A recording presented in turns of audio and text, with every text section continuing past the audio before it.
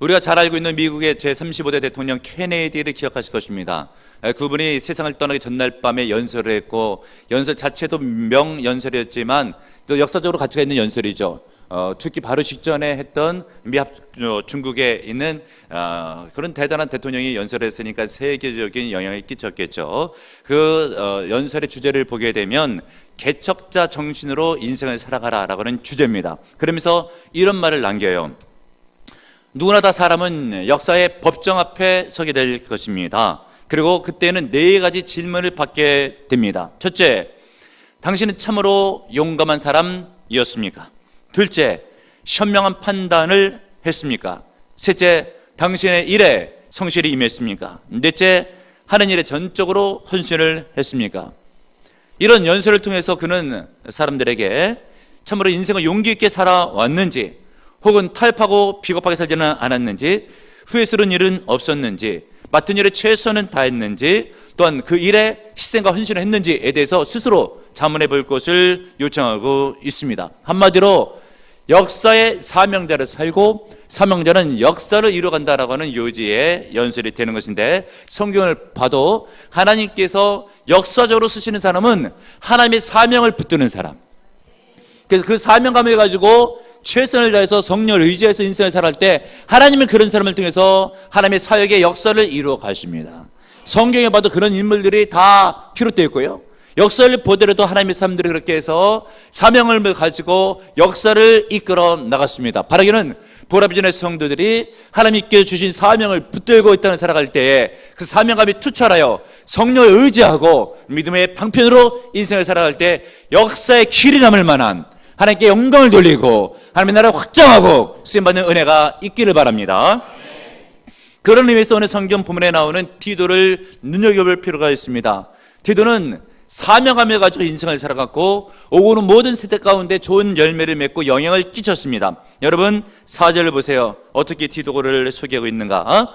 같은 믿음을 따라 나의 참 아들 된 디도에게 편지하노니, 여기 나의라고 했던 나는 바울 사도를 일컬어요. 그리고 바울 사도 참 아들 된 디도라고 되어 있죠. 디도를 아들이라고 일컬어요. 육신의 아들이라는 것이 아니라 바울 사도가 복음을 증거해서, 그는 이방인이었지만 예수 그리스도를 믿고 영접해서 하나님의 자녀가 되었을 때 너는 영적으로 나는 내 복음의 아들이다 라고 바울이 이야기를 하고 있는 거예요. 이방인 헬라인이었지만 예수 영접해서 믿음으로 양육했고 그는 하나님의 자녀가 된 것이고, 바울은 전도여행 갈 때마다 이 디도를 많이 동행했고, 또 디도는 전도여행하고 있는 바울 사도를 따라다니면서 여러 가지로 조력하고 돕는 그의 동행자요 동료가 되었고, 오늘 성경 본문에 있는 것처럼 바울에게 아들이라고 하는 칭호를 받을 정도로 인정받는 믿음의 사람이 되었습니다. 그런데 여러분, 바울을 보면 복음을 증거할 때 얼마나 어려움들이 많았어요. 그럴 때마다 디도가 옆에서 큰 힘이 됩니다. 한 번은 여러분 성경에 보게 되면 갈라디아서 2장 1절의 기록을 보면 바울이 바나바와 함께 예루살렘 공회에 참석하는데 이 디도를 데리고 갔다고 해요. 이 구체적인 내용은 사도행전 15장에 기록되고 있는데, 예루살렘 공회가 굉장히 사도행전 15장에 나타난 공회는 역사적으로 길이 남을 만한 공회예요. 주제가 무엇인가? 당시 예수님께서 부활 승천하시고 나서는 그 전까지만 해도 대체적으로 하나님의 백성들은 유대 백성들이었어요. 이스라엘 사람들이었어요. 근데 바울을 비롯해서 복음 증거하고 있는 많은 무리들이 타민족, 다른 나라에서 복음을 증거했거든요. 그들이 이방인들이 하나님의 이름을 부르면서 예수님을 믿고 하나님의 자녀가 된 거예요. 구약에 매여있던 이스라엘 유대 사람들은, 특별히 공회에 책임자격, 지도자격에 있었던 사람들이 생각할 때 하나님의 자녀는 이스라엘 백성인데 어떻게 해서 이방 사람들이 하나님의 아버지라고 부르는가? 과연 이방 사람들도 하나님의 자녀로 우리가 인정할 수 있는가라고 하는 역사적으로 굉장히 중요한, 선교적인 관점에서 보면 더욱더 중요한 회의가 열려지고 있는 바로 그때에 바울이 이 회의에 참석해요. 참석하면서 이제 자기의 믿음의 아들이었던 디도를 데리고 온 거예요. 그 뭐라고 하는 것이죠? 이방인이라는 거예요. 헬라인이라고 하는 것이에요. 할례도 안 받았어요. 먹는 것도 율법에서 금하고 있는 유대 백성이 먹는 거는 사뭇 다릅니다. 그러나 그가 하는 말을 보라는 거예요. 그의 언행을 보고 이 사람이 믿음이 얼마나 있는 걸 보라는 거예요. 행동이 얼마나 온전한 걸 보라는 거예요. 봤더니 유대 백성들보다 못지않은 큰 믿음을 가지고 있는 거예요. 그를 보고 이제 이방인도 예수를 믿으면 하나님의 자녀로 인정하고 우리의 형제다라고 하는 아주 대단히 중요한 결정을 내리는데, 이때 디도가 큰 역할을 감당하게 됩니다. 그리고 바울 사도가 편지 서신을 통해서 여러 교회들을 권면할 때, 특별히 어떤 교회는 문제 사고가 있는 교회를 권면할 때가 있어요. 예를 들면 고린도 교회 같은 교회에 편지를 씁니다.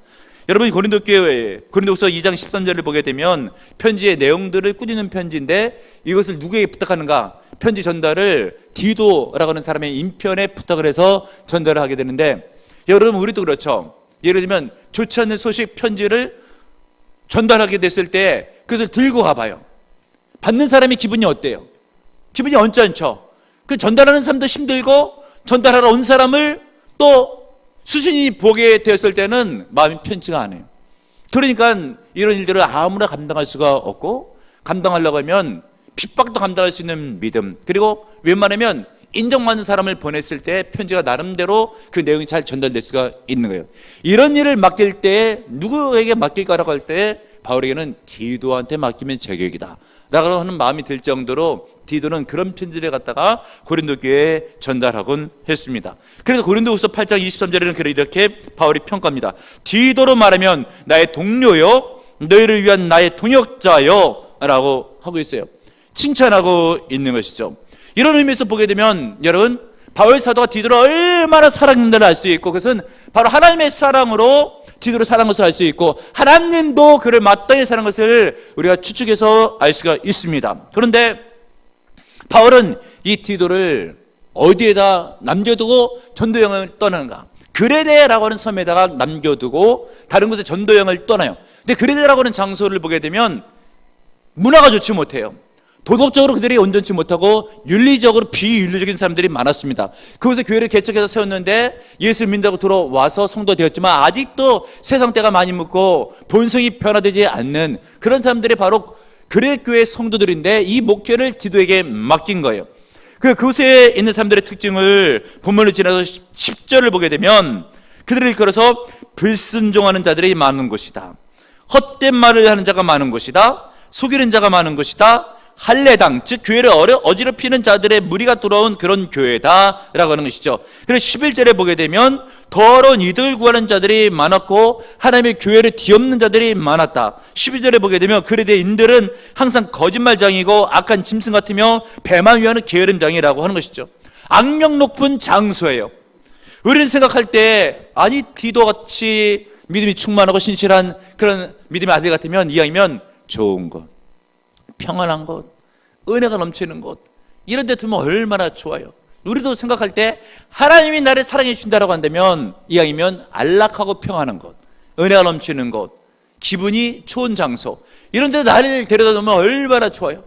그런데 바울 사도도 이 디도를 사랑한다고 하면서도 문제가 많은 장소, 과제가 많은 장소, 분위기가 안 좋은 장소에, 영적으로 좀 혼탁한 장소에 디도를 데려다 놓은 거예요.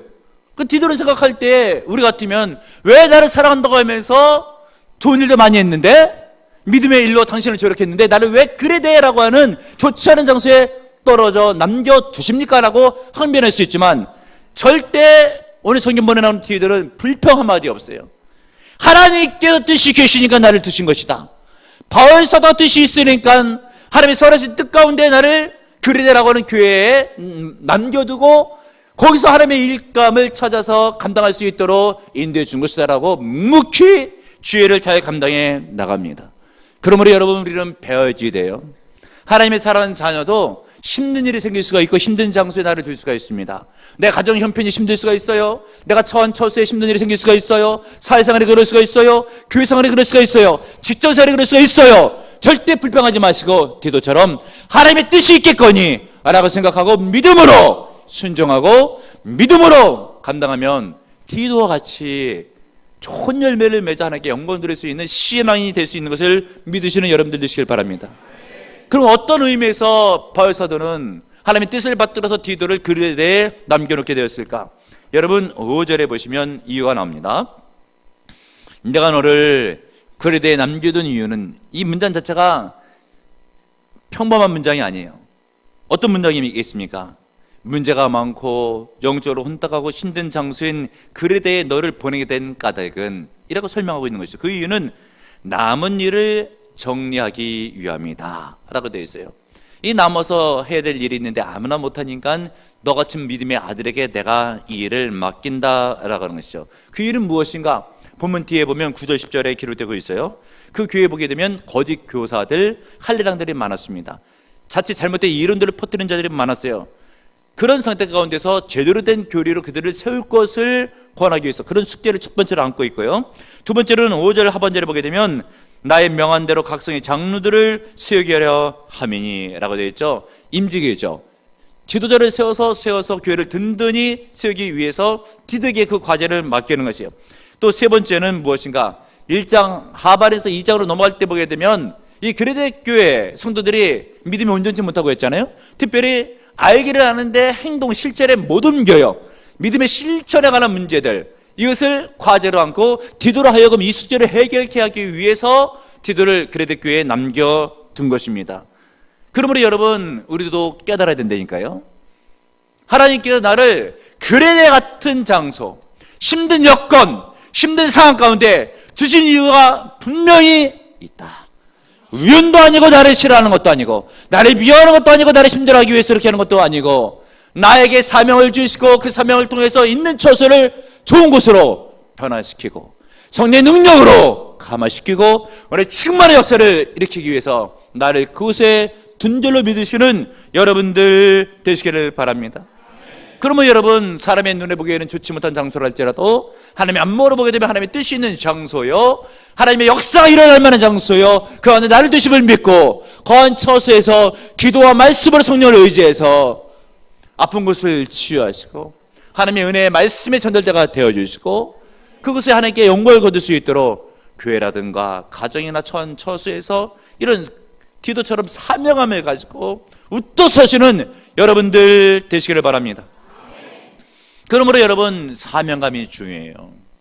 힘든데 나를 왜 여기다 뒀냐라고 하는 것이 아니라 하나님께 나를 여기다 둔 이유가 있다, 사명이 있다, 나는 이 사명을 반드시 감당해야 된다 믿으시는 여러분들 되시길 바랍니다. 성경에 나타난 많은 위인들, 위대한 인물들이 다 그렇게 해서 큰 일들을 감당해냈고요. 오고는 모든 역사적인 인물들도 하나님의 사람들도 보게 되면 사명감을 가지고 힘든 처지에서 역사를 익힐 때에 좋은 열매를 맺어서 그것이 후대까지 갑니다. 디도 같은 인물들 우리나라에도 있어요. 우리나라의 복음이 전해진 지 이제 120-30년이 넘어가고 있는 그런 시점 가운데 있잖아요. 특별히 여러분, 언제 한국교회가 핍박이 많고 어려움이 많았고 이때 믿음의 인물들이 간혹 나는데, 일제 강점기 때 신사참배를 강요할 때 여기에 대항해서 싸웠던 믿음의 선진들, 특별히 주기철 목사님 잘 아시죠? 지난 성탄절 때에도 1시간 남짓 다큐멘터리로 영상으로 특집으로 해서 방영된 적이 있죠. 목회자들은 관심을 갖고 아마 많이 보곤 했는데 성도님들 가운데도 있을 거예요. 그분의 일대기는 일사고교의 신앙은 목사가 본받을 만한, 그리고 일반 평신도들도 은혜 받을 만한 그런 삶의 간증입니다. 그분의 역사적인 사료 내지는 그분의 간증이나 그분의 일대를 다른 기록물들을 목회자들이 많이 관심을 갖고 듣기도 하고 보기도 하고 읽기도 하고 사모하기도 하죠. 그분의 일기를 보면은 믿음을 지키기 위해서 7년간 5번이나 옥고를 치러요. 그러면서 신사참배를 안 한다고 해서 계속적으로 고문을 가는데, 많은 고문들이 그 기록에 나오는데 전기 고문, 우리는 뭐 자칫 플러그의 스위치 뭐 등등을 이렇게 손을 대다가 갑자기 전기만 찌릿해서 깜짝 놀라는데 그냥 생 사람한테 전기를 갖다 대고 지지는 거예요. 얼마나 심하고 끔찍한 그런 고문입니까? 그리고 기록에 보게 되면 주전자에다가 고춧가루를 집어넣고 사람 의자 앉혀서 뒤로 제쳐놓고 코하고 입에다가 그냥 갖다 붓는 거예요. 그러니까 얼마나 큰 고통이겠어요. 심지어 정말 이 강대상에서 그렇게 끔찍할 만한 일들을 말한다는 것이 참 느낌으로 보게 되면 참 강하고 좀 쓰리고 아픈 이런 느낌이기 때문에 어떨 때는 좀 축소해서 말씀드리고 싶어도, 말씀드린 것처럼 힘든 고난들 선배가 어떻게 이겨내고 어떤 사명감으로 믿음이 감당하는지 알기 위해서는 좀 들을 필요가 있습니다. 고문을 당할 때 이 손톱, 발톱을 그냥 뺀 찍었던 거로 잡아 뺀대. 그리고 대꼬챙이로 뺀 장소를 길게 가늘게 해서 쑤시는 거예요. 팔꿈치 손목 지나서 올라갈 때까지. 그것은 얼마나 힘들고 아프겠어요. 그 가운데서도 목사님의 고백을 보게 되면 두 가지 심한 고문인데, 첫 번째, 잠을 안 재우는 거예요. 열흘 넘게 보름 가까이 잠을 안 재우다 보면 육신의 고통도 말의 것은 둘째 치고 정신이 몽롱해진대요. 그러니까 한 번은 자칫 정신이 없어가지고 신사를 참배했을 법한 그런 일도 발생했대요. 너무 정신이 없다가 보니까 몽롱해서. 이 잠을 안 재우는 고문이 굉장히 심한 고문이라고 하는 것이죠. 두 번째로 본인이 느꼈던 심한 고문은 널판지에다가 사지를 묶어놓고 아랫도리를 벗겨가지고 요도 부분에 새꼬챙이로 찔른대. 그러면 면도칼로 베는 듯한 아픔을 느낀대요. 그럴 때면 목사님 기도하신대요. 차라리 내 생명을 빨리 거두어 가소서라고 하는 기도가 저절로 나온대요. 그리고 특별히 이렇게 겨울철 같은 때면은 굉장히 추위와 함께 고문당하는 것이 힘들게 여겨지는데, 어느 날 목사님의 사모님이 면회를 왔대요. 오시면서 추운 날 고생하시니까 견디시라고 두툼한 솜을 넣어가지고 옷을 해왔는데, 목사님이 역정리다시피 얘기한 거예요. 내게 옷을 갖고 올 때는 제발 숨 좀 넣지 마시오. 목사님 무슨 말씀이냐, 이렇게 추운데 따뜻한 옷이라도 입으셔야죠. 내가 자세히 설명하면 과장할 것 같아서 말을 안 하려고 해도 당신이 알아들어야 되니까 내가 이 얘기를 하겠다고 하면서 얘기를 하는데, 자기의 고문을 받게 되면 목사님이 온몸이 피투성해야 된대. 그러면 추운 겨울날 그 피가 바깥으로 빠져나지 않고 솜에 다, 옷에 있는 솜 안에 스며 들어가면 따뜻하게 굳는데요. 그러면 그것이 굳었던 것이 칼날처럼 돼가지고 몸에 상처가 난 것을 다시 부딪혀서 찔리면 굉장히 아프다는 것이죠. 그거로 끝나는 것이 아니라 물고문을 받을 때 양동에다 찬물을 해가지고 한겨울에 붓게 되면 옷이 언단 말이죠. 그 언 옷이 또 상처를 또 찌른다고 하는 것이에요. 그리고 밥을 먹을 때 보게 되면 목사님의 고백에 의하면 실은 밥을 안 먹고 단식해서 죽었으면 하는 마음도 있지만, 그렇게 죽게 되는 것은 자살이요 하나님의 영광을 가리는 것이 되니까 그렇게는 못하겠다라고 하고, 그렇게 마음을 독하게 잡수시고 그냥 몸은 안 좋으시니까 바닥에 누인 그 밥 쪽으로 갈 때 거의 누워서 기다시피 해서 가죠. 그러면 옷 소매 묻어 있었던, 말씀드렸던 참기 어렸던 것이 칼날같이 또 몸을 찌르네. 그런 얘기를 하면서 여보, 차라리 나는 솜을 뺀 옷으로 얇게 지어다 주면 차라리 추운 게 견디기가 낫다고, 그렇게 얘기를 했다고. 그러니까 얼마나 심한 고문을 받은 것이겠습니까? 여러분, 그러면서 그분의 고백 가운데 보게 되면 이 밥 먹는 일도 참 쉬운 일이 아닌 것 같아요. 어떨 때는 밥을 말씀드린 것처럼 안 먹고 단식으로 목숨을 끊고 싶은 마음도 있지만, 고민이 너무 심해서 견디기 어려워서 그런 마음도 있지만, 실질적으로 우리 예수님께서 고난당하신 그것을 보게 되면 내가 힘들다고 해서 고난을 외면할 수가 있겠는가 라고 하는 마음으로 밥을 드시러 가시는 거죠. 그런데 이 손목 뒤로 보통 때 감옥 안에도 묶어놓는데, 이 손목을 묶은 그 쇠사슬이 얼마나 무거운지 천근이나 되는 느낌을 받는데요. 그럼 어깨가 쭉 처져가지고 이 어깨로 짓눌리는 것이 어깨가 뽀개질 것 같은 그런 느낌이래요. 그러면서 질질 그것을 뒤로 하면서 끌면서 옆으로 기면서 가는 거예요. 그리고 자신의 모습이 보면 사람 같지가 않은 거예요. 그러면서 예수님을 생각한대요. 우리 예수님께서 그 무거운 십자가 지시고 가시는데 나로 하여금 그 고난에 동참하게 하시니 감사합니다. 나도 나의 십자가를 지고 갑니다. 그런 고백으로 가는 거예요.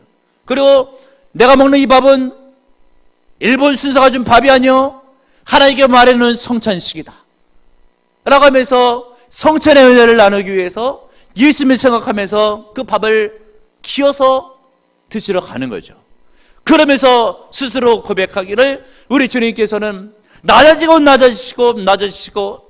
모든 수욕과 치욕을 당하셨는데 내가 개처럼 심수처럼 취급받아도 우리 예수님이 당한 고난에 피할 수가 있겠는가?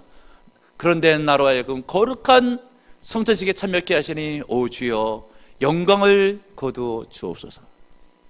이런 심령으로 감옥 생활을 하는 거예요. 그러다가 회유작전, 고문을 해도 안 되니까 회유작전으로 집에 잠시 3일 동안 보냅니다. 집에 도착한 주 목사님을 사모님이 보자마자 한마디 하는 거예요. 목사님 승리하셨죠? 무엇이냐? 신사참배 절하고 빠져나온 건 아니죠. 그런 얘기예요. 목사님 승리하셨죠? 목사님 하시는 말씀이 설 말씀밖에 없다고. 그러니까 사모님이 그 얘기를 받자마자 그럼 다시 가셔야죠. 당신은 이 땅에 사명자라는 것을 잊지 마시라고. 당신이 쓰러지면 조선교회가 쓰러진다고. 당신이 승리는 하나님의 승리요 조선교회의 승리라고 하면서도 사모님의 고백은 본인이 말하고 있으나 나의 말이 아니요 성령의 말이었다 라고 하면서 그 말을 마치자마자 목사님에게 하시는 말씀이 목사님 죄송하다고 실은 내가 대신 들어가서 고초를 당하고 싶은 마음 굴뚝 같다고. 그러나 어쩌겠냐고 승리를 하셔야죠 라고 했을 때 주기조 목사님 그렇게 사모님이 병을 받고 다시 옥교를 치르면서 결국은 고문 끝에 순교의 제물로 하나님께 영광을 돌리는 거예요. 이런 일사각오의 신앙이 있었기 때문에 오늘날 한국교회가 있는 거예요. 그리고 오늘날 한국교회 목회자들 저를 비롯해서 흠모하고 있죠. 믿음을 지키고 힘들고 어려운 가운데 최선을 다하고 충성했던 그 믿음, 일사각오의 신앙, 힘들 때마다 기억하고 나도 승리해야지, 나도 본받아야지 하고 가는 거예요. 여러분 오늘 성경 본문의 디도는 안 그렇습니까? 힘든 장소, 핍박이 있는 장소, 영적으로 혼탁한 장소, 그것에 바울이 남겨뒀잖아요. 하나님의 일을 감당하라고 하잖아요. 여러분 역사적인 문헌에 보게 되면 그 그레데 교회에서 많은 믿음의 위인들이 났다는 기록이 있어요. 그리고 이 디도에 대해서 성자 디도라고 칭했던 그 문헌들이 많이 발견되고 하는 거예요. 여러분 무엇이겠습니까? 사명함을 가지고 아무리 힘들어도 그 처소에서 하나님의 말씀을 붙들고 성령을 의지하고 기도하면서 뜨거운 믿음으로 살아가게 되면 반드시 주의 뜻은 이루어져요. 열매 맺습니다.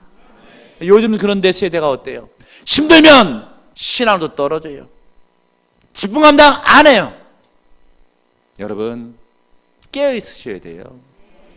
도전 받으셔야 됩니다. 디도를 봐요. 힘든 처소에 남겨둔 하나님의 이유가 있다고 하잖아요. 여러분 인생이 만만치 않고 녹록하지 않으나 하나님께서 우리를 사랑하지 않기 때문에 그렇게 힘든 처소에 나를 두는 것이 아님을 깨달으시고 나로 하여금 이루어야 될 일들이 있다, 내가 감당해야 된다라고 하는 사명감을 가지고 가정을 복되게, 이웃을 복되게, 말씀을 증거하며 기도로 섬기며 예수 사랑을 전달해서 사명자로 우뚝 서시길 주님의 이름으로 축원합니다.